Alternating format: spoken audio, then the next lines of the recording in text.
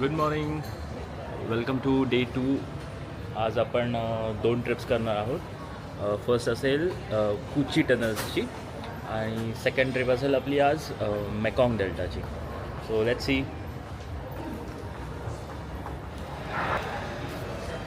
Okay, आता let's see. ब्रेकफास्टचा time आहे.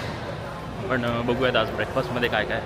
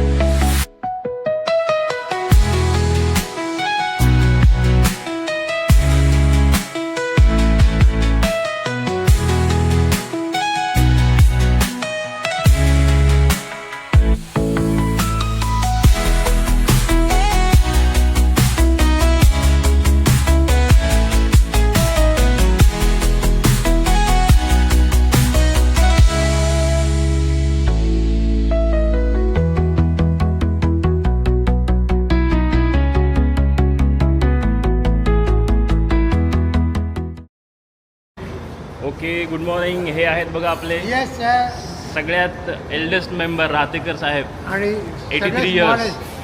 आणि आपले सगळ्यात छोटे मेंबर राघव. हॅलो का.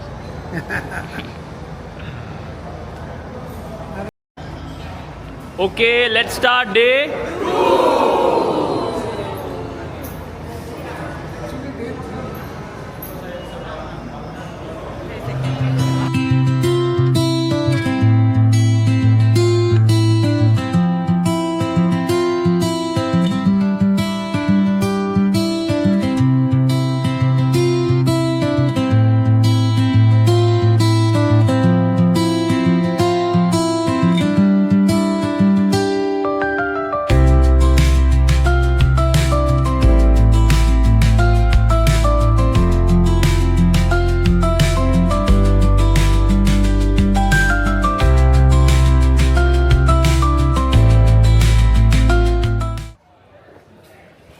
Okay, welcome to.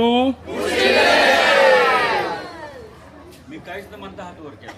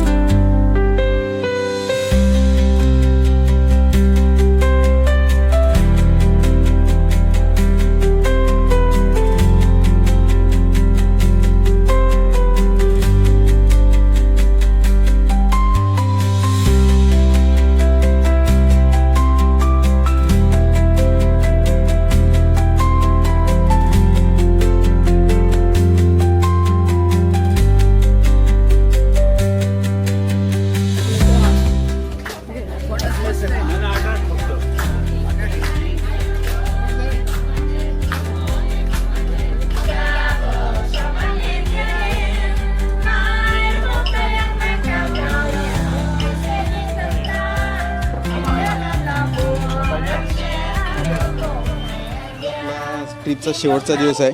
सुरुवातीलाच या ट्रिपमध्ये आम्हाला सहभागी करून घेतल्याबद्दल मी मामांचा आणि नितीशचं या ठिकाणी आभार व्यक्त करतो. खरं म्हणजे याचं श्रेय सूर्यवंशी कुटुंबियांना देखील आहे. त्यांनी पहिल्यांदा आमच्या मिसेसला सांगितलं आणि त्यानंतर आम्ही यामध्ये सहभागी व्हायचा निर्णय घेतला.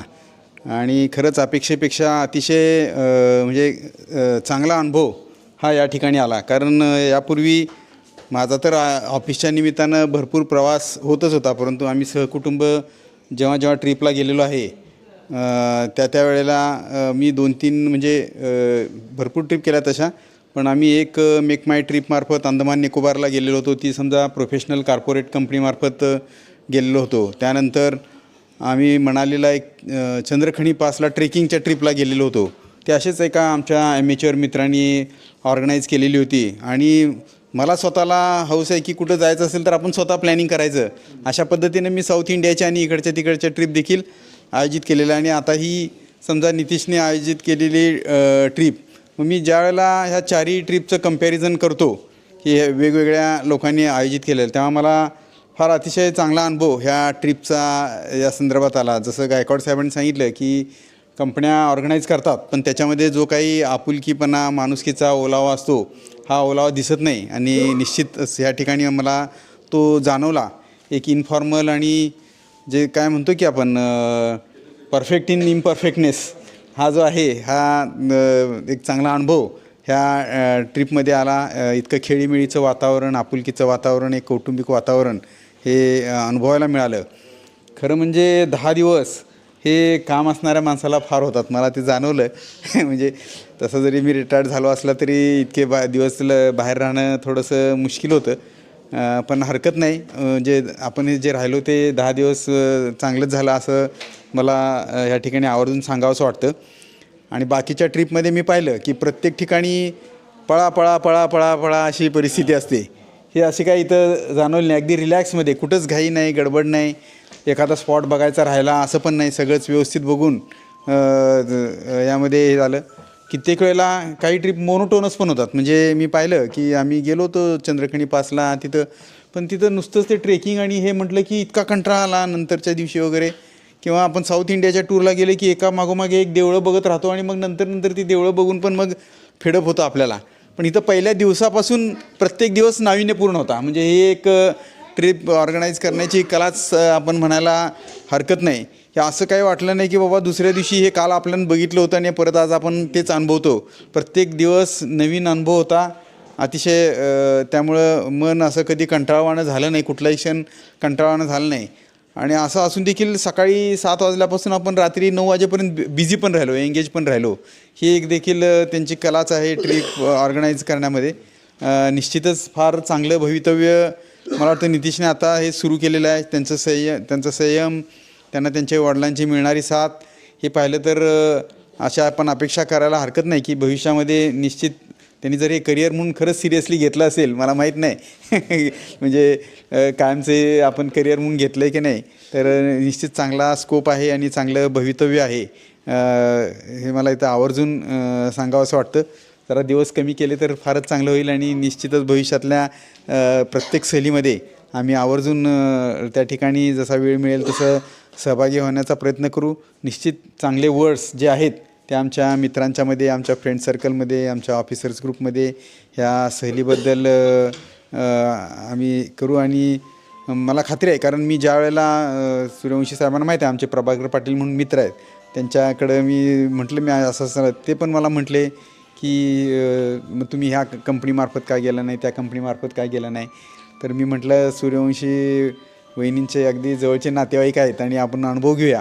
मी निश्चितच सांगेन त्यांना की बाबा तुम्ही पूर्वी परत कधी व्हिएतनामची टूर काढाल त्यावेळेला निश्चितच आमचे काही मित्र कंपनी आवर्जून यामध्ये सहभागी होतील असा आपण प्रयत्न करूया.